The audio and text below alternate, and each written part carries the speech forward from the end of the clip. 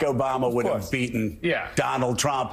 But let's run a randomized controlled trial. And I know I'm getting killed on Twitter right now. No, I'm just kidding. Oh my God! But this bring us full circle. Bring us full circle. So the inside joke was I told him to stay off Twitter when you're talking. Last time he was here, and he was going like this. I got it turned over. But this is the point of your book, Chris, which is I cannot tell you the number of Americans I have come into contact with in the past 3 weeks, just ordinary people in the course of my day-to-day life who have said, gosh, I didn't really think it would be this bad under Trump. Right. Gosh, did they say something? Did you say something about Project 2025? I didn't think it was serious, and that is about the war for attention. And I think Americans are so. It takes so much more to break through because we're all high. And I also think the other thing that he has really benefited from, because it would drive me crazy when we're covering the campaign, I'd be like, I hate to break this to you, but I swear to you, he was president before.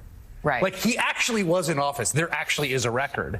And one of the things that happens is, I think we understand this intuitively, when our attention is focused, we commit things to memory, right? If you're like in a near car crash, right, that'll be seared into your head, the birth of your first child. But when we are distracted, things don't get stored in memory. Right. If you're like distracted, you're like, where did I put my wallet? So the state of constant distraction creates the situation which no one remembers anything he's done. And he's doing the tariffs on Canada and Mexico.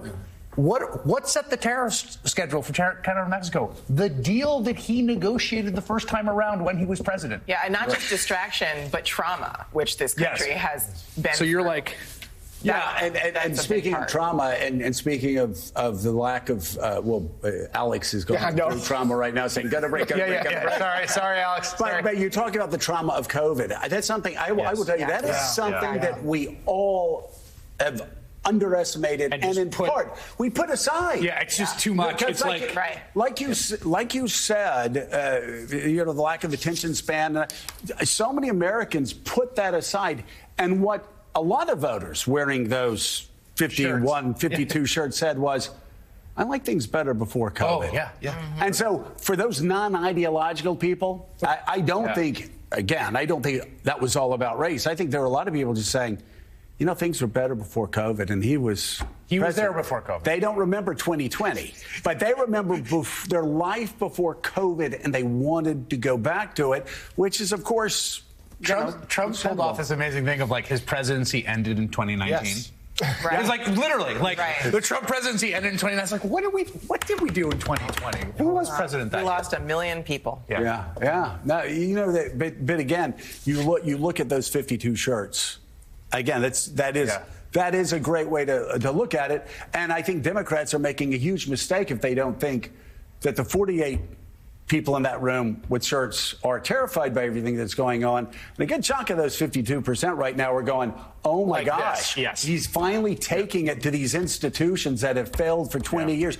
Oh my gosh, we're finally getting somebody going through the agencies, and they're going to clean it. They're going to take it down to the stub. They're going to rebuild it. Like, that's what the 52 shirts are saying right now, or a lot of them are saying. A lot of them are, but also, and I think you made this point, like when you watch Elon Musk, Donald Trump you talk about political athletes. Donald Trump has a particular set of skills, I think, undeniably. Right. Elon Musk does not have those skills. I'm sorry. Watching the man publicly communicate, we are not dealing with the same political athlete that Donald Trump is. And when you hand over the mic for 30 minutes to that dude to explain, by the way, I don't think that message punctures or carries in the same way it does from Donald Trump. By the way, look at Donald Trump right there. Anybody a spectator to his own presidency. Hold on, though.